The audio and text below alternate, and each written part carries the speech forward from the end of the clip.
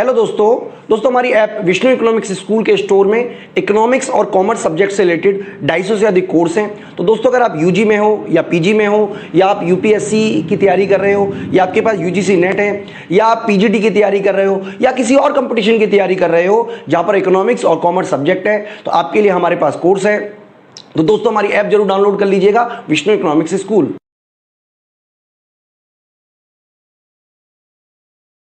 Hello everyone, welcome to today's session. I am Kajol and in this video we are going to discuss e-governance and penalties. So let's get started. तो पहले हम देखते हैं कि हम e-governance को के प्रोविजंस जो हैं वो कैसे हैं IT एक्ट 2000 के अंदर। तो अब यहाँ पे the term e-governance refers to the application of information technology to the processes of government functioning. अब यहाँ पे जो ई गवर्नेंस है उसको हम समझते हैं कि वो एप्लीकेशन है इंफॉर्मेशन टेक्नोलॉजी का, किसके अंदर, in the processes of government functioning. जो भी गवर्नमेंट के फंक्शंस हैं तो वो जब उनको परफॉर्म करती है तो वो किसके थ्रू करती है, इंफॉर्मेशन टेक्नोलॉजी को यूज़ करके। तो इसी प्रोसेस को हम कहते हैं कि यहाँ पर ई गवर्नेंस कर रही है यहाँ पर जो भी गवर्नमेंट है वो। तो अब यहाँ पे in order to bring about simple, moral, accountable, responsible and transparent governance. तो अब ये क्या फैसिलिटेट करता है, इंफॉर्मेशन टेक्नोलॉजी यूज़ करना ई गवर्नेंस के अंदर या फिर गवर्नमेंट ऑफिसेस के अंदर। उससे क्या होता है कि यहाँ पर simple, moral, accountable, responsive and transparent system बनता है। ट्रांसपेरेंट जो है वो गवर्नेंस बनती है किसके यूज़ से, इंफॉर्मेशन टेक्नोलॉजी के यूज़ से गवर्नेंस के अंदर। तो अब यहाँ पे इसको हम स्मार्ट कहते हैं। इसकी एब्रीविएशन जो है वो यहाँ पर स्मार्ट है कि सिंपल हो रहा है, moral, accountable, responsive and transparent governance यहाँ पर बना रही है गवर्नमेंट इंफॉर्मेशन टेक्नोलॉजी का यूज़ करके। तो अब यहाँ पे it involves electronic filing of documents. अब यहाँ पे जो भी इलेक्ट्रॉनिक फाइलिंग हो रही है, जैसे इनकम टैक्स से ऑनलाइन फाइल हो रहा है तो उसको भी ये इंक्लूड करता है। इलेक्ट्रॉनिक फाइलिंग किसी भी और चीज़ की हो रही है, कोई भी एप्लीकेशन जो है वो इलेक्ट्रॉनिकली फाइल अगर की जा रही है तो उसमें हम कहेंगे उसको कि यहाँ पर गवर्नमेंट जो है वो अपने प्रोसेसेस में, अपने फंक्शंस में इंफॉर्मेशन टेक्नोलॉजी का यूज़ कर रही है।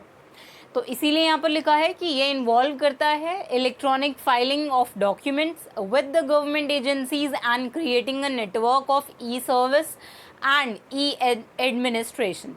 तो अब यहाँ पे ऐसा करके वो जो गवर्नमेंट एजेंसीज़ हैं या फिर जो ऑफिसेज हैं जहाँ पर फाइल कर रही है पब्लिक कोई भी डॉक्यूमेंट जो है इलेक्ट्रॉनिकली, वहाँ पर ऐसा एक नेटवर्क क्रिएट हो रहा है जिससे गवर्नमेंट जो है वो ई सर्विसेज प्रोवाइड कर रही है जनरल पब्लिक को, जिससे वो इंफॉर्मेशन टेक्नोलॉजी का यूज़ करके गवर्नमेंट के जो एक्टिविटीज़ हैं उनमें इन्वॉल्व हो सकती है और कोई भी ई फाइलिंग कर सकती है डॉक्यूमेंट्स की या फिर एप्लीकेशंस की, और इससे ई सर्विसेज दे रही है गवर्नमेंट जो है और ई एडमिनिस्ट्रेशन कर रही है। Information Technology Act 2000 accords legal recognition to e-record, digital signature and electronic form of dealing with government offices. तो अब यहाँ पर ये जो IT एक्ट 2000 है वो लीगल रिकॉग्निशन देता है ई रिकॉर्ड्स को कि अगर आपके पास कोई भी डॉक्यूमेंट जो है वो इलेक्ट्रॉनिक फॉर्म में है तो उस केस में यहाँ पर गवर्नमेंट जो है वो उस इलेक्ट्रॉनिक फॉर्म ऑफ डॉक्यूमेंट को वैलिड कंसिडर करेगी, उसको यहाँ पर लीगल रिकॉग्निशन जो है वो मिलेगा। जैसे हमने प्रीवियस वीडियोस में कॉन्ट्रैक्ट के केस में देखा कि अगर दो कॉन्ट्रैक्टिंग पार्टीज़ हैं और अगर वो ऑनलाइन या फिर कोई जो कॉन्ट्रैक्ट है वो इलेक्ट्रॉनिकली करती हैं, उसमें इलेक्ट्रॉनिकली एंटर होती हैं, तो उस केस में अगर वो डिजिटली साइन करती हैं उस डॉक्यूमेंट को तो तब भी हम उसको लीगली बाइंडिंग मानेंगे, क्योंकि यहाँ पर जो गवर्नमेंट है वो लीगल रिकॉग्निशन देती है ई रिकॉर्ड्स को भी, डिजिटल सिग्नेचर को भी और electronic form of dealing with government offices को भी।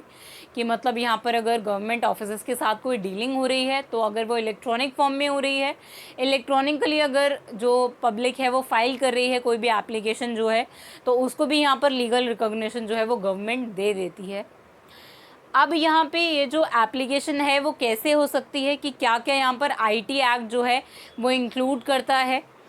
Legal recognition of E records and E signature, मतलब यहाँ पर जो गवर्नमेंट है वो अगर यहाँ पर ई रिकॉर्ड्स और ई सिग्नेचर को लीगल रिकॉग्निशन दे रही है तो ये भी इंक्लूड होता है IT एक्ट 2000 के अंदर।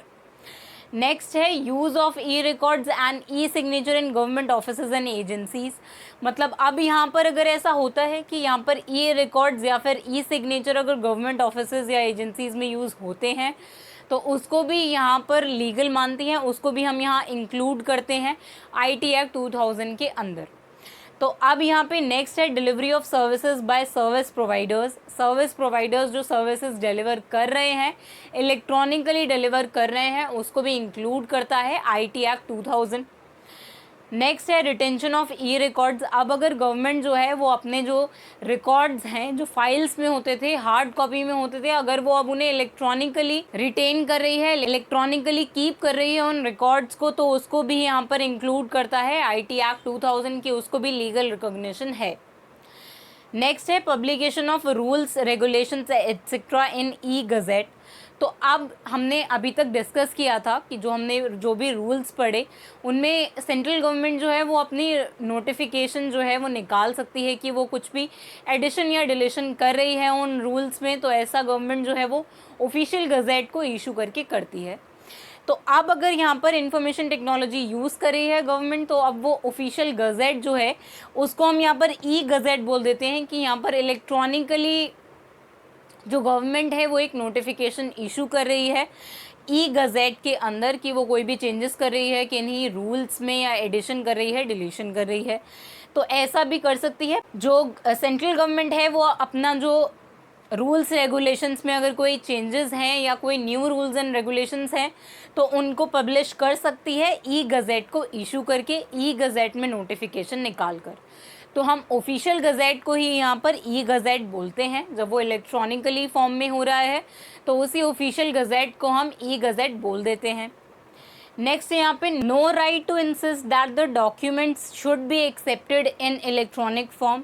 अब यहाँ पे एक्सेप्टेड की जगह पर यहाँ पर इशूड भी आ सकता है कि अब अगर कोई भी पर्सन जो है वो इंसिस्ट नहीं कर सकता गवर्नमेंट से कि वो अपने जो डॉक्यूमेंट्स हैं या कुछ भी अगर वो रिलीज़ कर रही है तो वो इलेक्ट्रॉनिक फॉर्म में करे। तो ऐसी कोई कंपल्शन जो है वो कोई भी पर्सन जो है वो सेंट्रल गवर्नमेंट या स्टेट गवर्नमेंट, जो भी गवर्नमेंट है, उसके ऊपर नहीं डाल सकता कि वो अपने जो डॉक्यूमेंट्स है वो एक्सेप्ट करे या इशू करे इलेक्ट्रॉनिक फॉर्म में ही। तो ऐसा यहाँ पर कोई भी पर्सन इंसिस्ट नहीं कर सकता। यहाँ पर गवर्नमेंट जो है उसका ये राइट है कि वो ऐसा कर सकती है कि वो किसी भी फॉर्म में अपने जो डॉक्यूमेंट्स है वो इशू कर सकती है, एक्सेप्ट कर सकती है। तो कोई भी पर्सन जो है यहाँ पर उसके पास ऐसा कोई भी राइट नहीं है कि वो इंसिस्ट करे गवर्नमेंट से। नेक्स्ट है यहाँ पे central government empowered to make rules in respect of e signatures.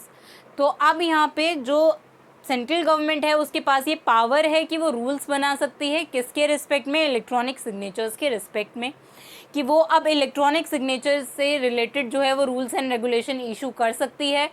Central government को यहाँ पे एम्पावर करता है IT एक्ट 2000 की वो अपने हिसाब से रूल्स बना सकती है किस रिस्पेक्ट में, इलेक्ट्रॉनिक सिग्नेचर्स के रिस्पेक्ट में। तो यही IT एक्ट 2000 के प्रोविजंस के अंदर है। तो यही इलेक्ट्रॉनिक गवर्नेंस की जो पार्ट्स हैं इनको इंक्लूड करता है IT act 2000। So I hope अब आप ये इलेक्ट्रॉनिक गवर्नेंस का कंसेप्ट जो है वो यहाँ पर समझ गए होंगे और इसका क्या रेलेवेंस है, क्या क्या यहाँ पर IT एक्ट 2000 जो है इंक्लूड करता है। तो अब हम डिस्कस करेंगे पेनल्टीज, कंपनसेशन एंड एडजुडिकेशन। तो हम पहले पेनल्टीज से स्टार्ट करते हैं। In spite of security measures adopted by an owner of the computer system and computer network, there are theft and intrusions. तो अब यहाँ पे सिक्योरिटी के होने के बावजूद भी सिक्योरिटी मेजर्स जो हैं वो कंप्यूटर या कंप्यूटर सिस्टम को यूज़ करते वक्त यहाँ पर कोई भी ओनर जो है वो लेता ही है सेफ्टी मेजर्स, उसके सिक्योरिटी मेजर्स लेता ही है, लेकिन उसके बावजूद भी यहाँ पर जो है थेफ्ट होता है, डेटा थेफ्ट होता है यहाँ पर, और इंट्रूजन होता है। मतलब कोई भी हैकिंग जो है वो हो सकती है कंप्यूटर की, कंप्यूटर सिस्टम की या नेटवर्क की। तो अब यहाँ पे legal protection has therefore been provided against the wrong doers. तो अब अगर जैसे जो भी ऐसे रॉन्ग डूअर्स हैं तो उनके अगेंस्ट जो है उस अग्रीव्ड पार्टी के पास लीगल प्रोटेक्शन मिलती है उसको against the wrong doers, and penalty is imposed by way of damages to be paid as compensation to the affected party of damages.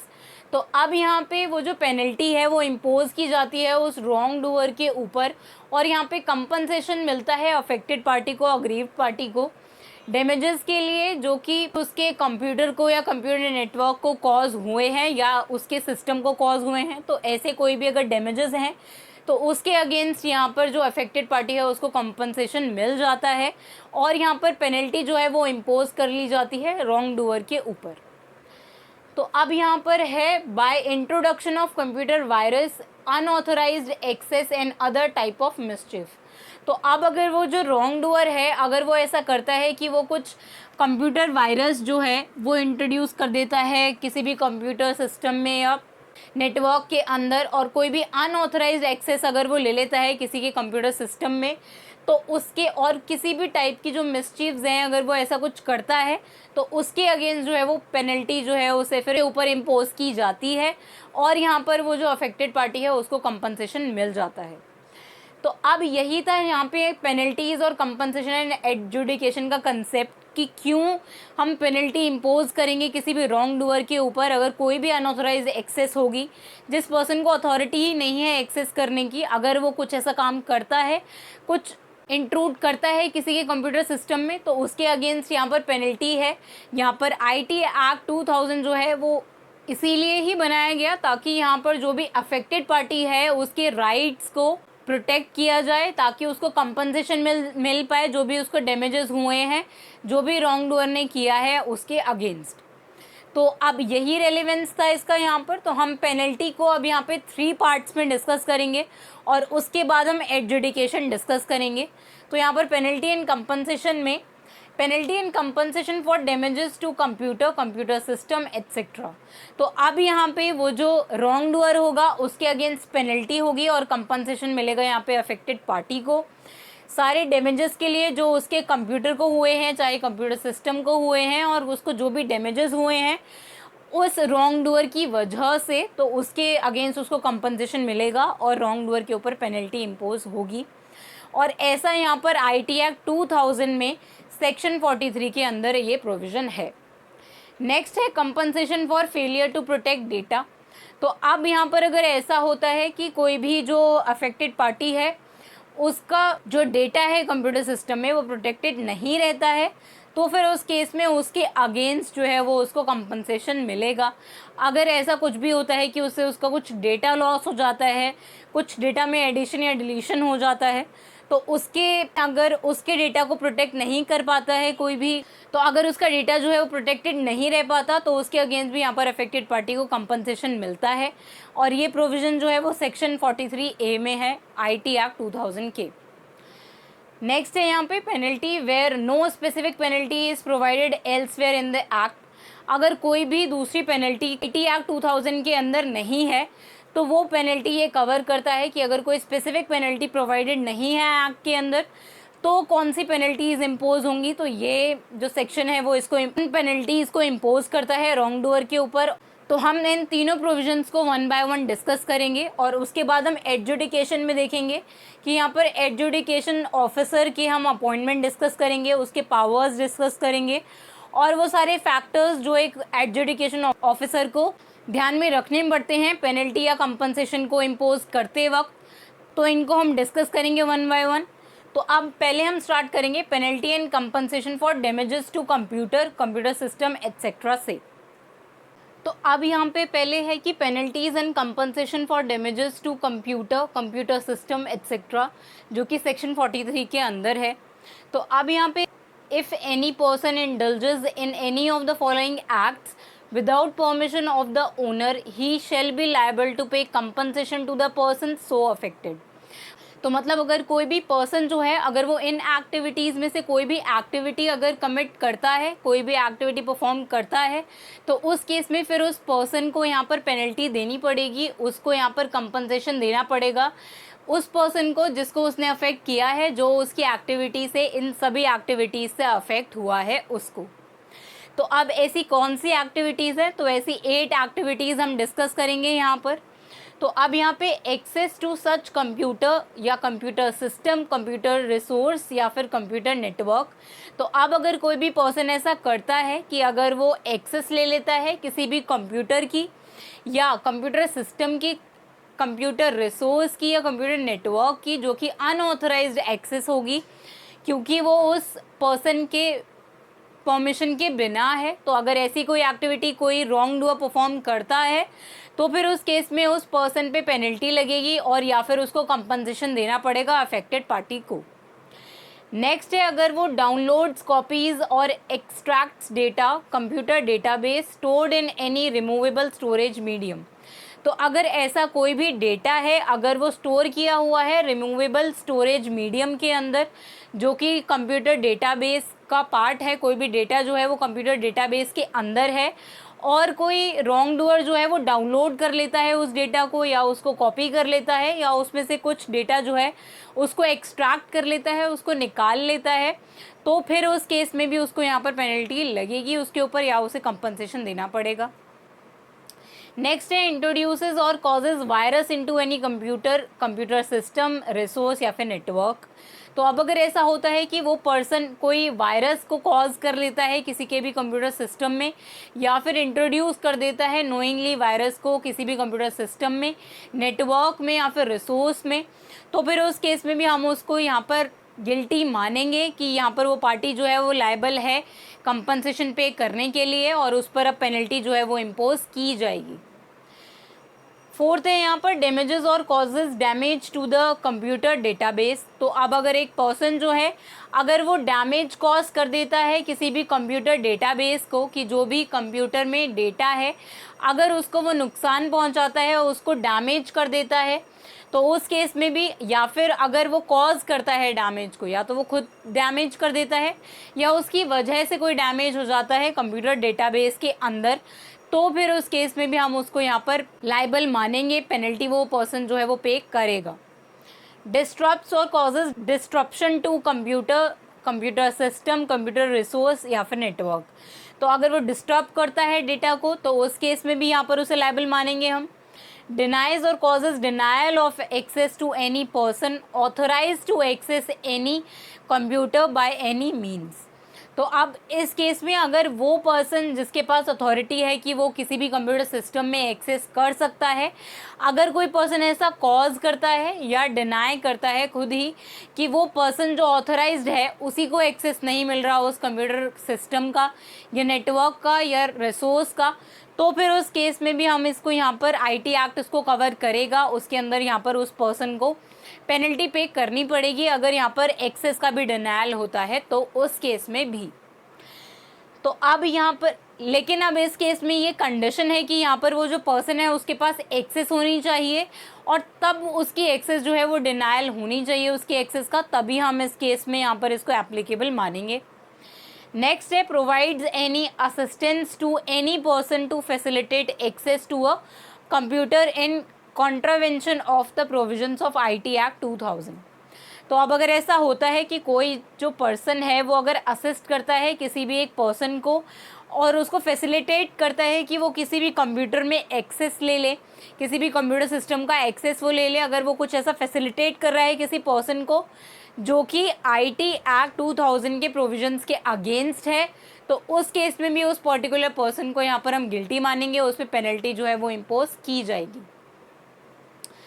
Last है यहाँ पे, charges the services availed of by a person to the account of another person by manipulating any computer. तो अब अगर यहाँ पर कोई भी पर्सन जो है वो मैनिपुलेट कर देता है कोई कंप्यूटर नेटवर्क को या सिस्टम को और उसके बाद वो अनऑथोराइज्ड एक्सेस जो है वो किसी और पर्सन को दे देता है जिसके पास उसका एक्सेस नहीं है, तो उस केस में भी यहाँ पर वो मैनिपुलेट करके उस कंप्यूटर सिस्टम को अगर वो ऐसी एक्सेस किसी पर्सन को प्रोवाइड करता है तो उस केस में भी यहाँ पर जो है वो उसके ऊपर चार्जेस लगेंगे, उसको पेनल्टी जो है वो पे करनी पड़ेगी। तो अब यहाँ पर मैनिपुलेशन से मतलब है यहाँ पर अगर वो स्टील कर लेता है डेटा को, कोई भी अथॉरिटी जो है एक्सेस जो है वो उसको स्टील कर लेता है या फिर डिस्ट्रॉय कर देता है, डिलीट कर देता है या ऑल्टर कर देता है, तो मैनिपुलेशन से यहाँ पर यही मतलब है कि इसमें हम डिलीशन भी एप्लीकेबल मानेंगे कि अगर कोई पर्सन जो है वो डिलीट कर देता है डेटा, डिस्ट्रॉय करता है या ऑल्टर कर देता है डेटा को या उसको स्टील करता है, तो उस केस में भी ये जो प्रोविज़न है वो एप्लीकेबल रहेगा। तो यही एक्टिविटीज़ थी जिनको अगर कोई पर्सन जो है वो परफॉर्म करता है बिना उस ऑथराइज्ड पर्सन के परमिशन के, तो फिर उस केस में वो पर्सन जो इन एक्टिविटीज़ को परफॉर्म कर रहा है उस पर्सन को पेनल्टी जो है वो पे करनी पड़ेगी और उसको अफेक्टेड पार्टी को कंपनसेशन देना पड़ेगा। तो अब यहाँ पे इसका नेक्स्ट टॉपिक है कि compensation for failure to protect data, कि अब अगर फेलियर टू प्रोटेक्ट डेटा होता है, डेटा को प्रोटेक्ट नहीं कर पाते, तो उस केस में क्या कंपनसेशन मिलेगा अफेक्टेड पार्टी को। Any body corporate processing, dealing और handling any sensitive personal data. तो मतलब अगर यहाँ पर कोई भी बॉडी कॉर्पोरेट जो है वो ऐसा काम करती है, उसका ऑपरेशंस जो है वो ऐसे हैं कि वो प्रोसेस करती है, डील करती है या हैंडल करती है एनी सेंसिटिव पर्सनल डेटा को। मतलब कि उसका काम ये है कि वो प्रोसेस करेगी डेटा को, कोई भी सेंसिटिव डेटा जो है किसी भी पर्सन से बिलोंग कर सकता है, वो डेटा पर्सनल डेटा है किसी का वो, और ये जो बॉडी कॉर्पोरेट है वो उसको प्रोसेस करती है, डील करती है और हैंडल करती है। और information in a computer which it owns and controls is negligent in implementing reasonable security practices and causes wrongful loss or gain to any person, such body corporate will liable to compensate। अब हम यहाँ पर बात कर रहे हैं एक body corporate की जो प्रोसेस करती है या डील करती है और हैंडल करती है किसी भी सेंसिटिव पर्सनल डेटा को। किसी भी पर्सन से वो डेटा जो है वो बिलोंग कर सकता है, या फिर कोई इन्फॉर्मेशन जो है किसी कंप्यूटर सिस्टम में जो कोई भी पर्सन जो है वो ओन करता है या कंट्रोल करता है। और ये जो बॉडी कॉर्पोरेट है वो नेग्लिजेंट है उसके रीजनेबल सिक्योरिटी के लिए। अब अगर ये बॉडी कॉर्पोरेट जो है अगर वो इस डेटा को प्रोटेक्ट करती है, डील करती है, और अगर वो फेल हो जाती है, वो उस डेटा को सिक्योर अगर नहीं रख पाती और उस डेटा को कुछ नुकसान होता है किसी के पर्सनल डेटा को, वो नेग्लिजेंट होती है उसकी इम्प्लीमेंटेशन से, रीजनेबल सिक्योरिटी से उसकी, तो फिर उस केस में अगर ऐसा होता है कि वहाँ से किसी को रॉन्गफुल लॉस हो जाता है किसी का, या फिर किसी दूसरे पर्सन का रॉन्गफुल गेन हो जाता है, तो उस केस में फिर यहाँ पर जो बॉडी कॉर्पोरेट है वो लायबल होगी कंपनसेट करने के लिए उस अफेक्टेड पार्टी को। तो इसीलिए अब यहाँ पर हम जो फेलियर टू प्रोटेक्ट डेटा की बात कर रहे हैं वो एक बॉडी कॉर्पोरेट है जो फेल हो गई है डेटा को प्रोटेक्ट करने के लिए, किसी भी पर्सनल डेटा को प्रोटेक्ट करने के लिए या इन्फॉर्मेशन को प्रोटेक्ट करने के लिए। तो उसके अगेंस्ट फिर कंपनसेशन मिलेगा अफेक्टेड पार्टी को जिसका भी डेटा लॉस हुआ है उसको। नेक्स्ट हेडिंग है यहाँ पर penalty for failure to furnish information, returns etcetera. अब यहाँ पर बात हो रही है कि कोई भी पर्टिकुलर पर्सन जो है उस पर पेनल्टी इम्पोज हो रही है। क्यों? क्योंकि वो फेल हो गया है कोई इन्फॉर्मेशन या रिटर्न को फर्निश करने के लिए। तो अब ऐसा कैसे होगा? If a person fails to furnish, अब अगर कोई पर्सन जो है वो फेल हो जाता है, मतलब कि वो जो रिक्वायर्ड इन्फॉर्मेशन है वो फर्निश नहीं कर पाता है, तो अब वो कौन से डॉक्यूमेंट्स होंगे, वो क्या क्या चीज़ें हैं अगर वो उनको फर्निश करने में फेल होता है तो उस केस में उस पर पेनल्टी इम्पोज होगी। अब वो क्या क्या चीज़ें हैं? Any document, return, report, controller और the certifying authority liable to pay not exceeding ₹1,50,000 rupees. तो अब इस केस में यहाँ पर अगर कोई पर्सन जो है वो फेल हो जाता है, वो अगर फर्निश नहीं कर पाता कोई डॉक्यूमेंट, रिटर्न या फिर रिपोर्ट कंट्रोलर को या फिर किसी सर्टिफाइंग अथॉरिटी को जिसके पास भी उसे वो जो डॉक्यूमेंट्स है वो फर्निश करने थे, तो अगर वो ऐसा करने में फेल होता है तो उसके ऊपर पेनल्टी लगती है नॉट एक्सीडिंग 1 लाख रुपीज़ और 50,000 रुपीज़ की। नेक्स्ट है अगर वो फेल हो जाता है फाइल करने से any return, furnish information, books और documents within specified time shall be liable to pay not exceeding ₹5K for every day during failure। तो अब अगर यहाँ पे कोई पर्सन जो है वो रिटर्न फर्निश नहीं कर पाता अपनी, या कोई भी इंफॉर्मेशन जो रिक्वायर्ड है वो फर्निश नहीं कर पाता, या फिर कोई बुक्स या डॉक्यूमेंट्स फर्निश नहीं कर पाता वो विद इन स्पेसिफाइड टाइम, मतलब जितने टाइम में उसको वो डॉक्यूमेंट जो है फर्निश करना था वो उतने टाइम के अंदर अगर फर्निश नहीं कर पाता, तो फिर उस केस में यहाँ पर वो पर्सन जो है वो लायबल होगा पेनल्टी के लिए। उसको नॉट एक्सीडिंग ₹5,000 पे करने पड़ेंगे for every day during such failure. जितने दिनों के लिए भी वो फर्निश नहीं कर पाएगा, फर्निश करने में लेट हो जाएगा, उतने दिन के लिए उसको पर डे ₹5K के हिसाब से पेनल्टी पे करनी पड़ेगी। तो अब यहाँ पे अगर मेंटेन बुक्स ऑफ अकाउंट्स, अगर वो पर्सन जो है वो फेल हो जाता है, अपनी बुक्स ऑफ अकाउंट्स जो है वो मेंटेन नहीं करता है, तो उस केस में भी वो लायबल होगा पेनल्टी के लिए। और यहाँ पर उसे नॉट एक्सीडिंग ₹10K मतलब 10,000 रुपीज़ जो है वो उसे पे करने पड़ेंगे for every day during such failure. हर दिन के लिए, जितने दिन के लिए भी उसने वो बुक्स जो हैं वो मेंटेन नहीं करी है उतने दिनों के लिए। तो ये था penalty for failure to furnish information और रिटर्न एटसेट्रा। तो उस केस में हमने देख लिया कि क्या पेनल्टी पे करनी पड़ती है ऐसे पर्सन को जो फेल हो जाता है कुछ भी इन्फॉर्मेशन फर्निश करने के लिए। अब लास्ट है यहाँ पर penalty where no specific penalty is provided in the act. तो अब ये उन पेनल्टीज़ को कवर करता है जिन पेनल्टीज़ के लिए, जिन स्पेसिफिक पेनल्टीज़ के लिए इस एक्ट में कोई प्रोविज़न नहीं है या उनके लिए कोई स्पेसिफिक पेनल्टी जो है वो यहाँ पर स्पेसिफाई नहीं करता ये act. Whoever contravenes any rules and regulations made under this act for which no penalty is specified। तो मतलब अगर कोई भी पर्सन whoever contravenes, अगर कोई भी पर्सन जो है वो अगर कंप्लाई नहीं करता है कोई किसी भी रूल्स एंड रेगुलेशन से जो कि आईटी एक्ट 2000 के अंदर हैं, अगर कोई भी एक्ट ऐसे हैं जिनके अगेंस्ट कोई प्रोविज़न नहीं है इस एक्ट के अंदर, तो फिर उस केस में यहाँ पर वो पर्सन जो है वो कंपनसेशन देने के लिए लायबल होगा। मतलब वो अफेक्टेड पार्टी को कंपनसेशन देगा नॉट एक्सीडिंग ₹25K 25,000 रुपीज़ जो है वो रॉन्ग डूअर पर्सन जो है उसको अफेक्टेड पार्टी को पे करने पड़ेंगे टू अफेक्टेड पार्टी, और a penalty of not exceeding ₹25K, या फिर उसको पेनल्टी पे करनी पड़ेगी यहाँ पर नॉट एक्सीडिंग ₹25,000। तो यही था कि जब अगर ये एक्ट जो है वो किसी स्पेसिफिक पेनल्टी के अगेंस्ट कोई रूल नहीं लिखा हुआ, अगर यहाँ पर कोई पेनल्टी प्रोवाइडेड नहीं है, तो यहाँ पर 25,000 रुपीज़ जो है वो एज कंपनसेशन यहाँ पर रॉन्ग डूअर को देना पड़ेगा अफेक्टेड पार्टी को, और या फिर उसे पेनल्टी पे करनी पड़ेगी सेम अमाउंट के लिए। तो आई होप अब आप यहाँ पर पेनल्टीज़ और कंपनसेशन को समझ गए होंगे। तो अब इसके नेक्स्ट वीडियो में हम एडजुडिकेशन डिस्कस करेंगे। So see you in the next video. Thank you.